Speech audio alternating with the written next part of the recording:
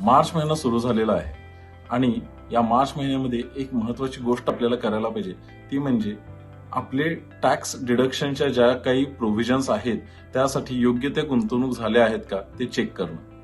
जर आपलं इन्कम हे टॅक्सेबल होत असेल तर त्याच्यासाठी सेक्शन 80C मध्ये 1.5 लाखापर्यंतचं आपल्याला डिडक्शन मिळू शकतं, जेणेकरून आपली जी काही टॅक्स लायबिलिटी आहे ती कमी होऊ शकते.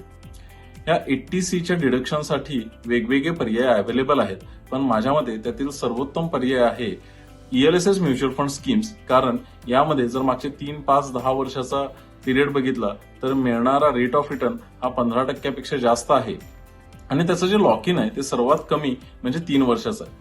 तर तुम्ही आता चेक करा की तुमचं 80C साठी 1.5 लाख रुपयाच्या इन्व्हेस्टमेंट पूर्ण झालेले आहेत का फायनान्शियल इयर 23-24 साठी, आणि त्या जर अजूनही झाल्या नसतील तर तुम्ही ELSS म्युच्युअल फंडचा पर्याय बघू शकता की ज्याच्यामध्ये टॅक्स सेव्हिंग सुद्धा होईल आणि त्याचबरोबर वेल्थ क्रिएशन सुद्धा आपल्याला करता येईल. थँक्यू.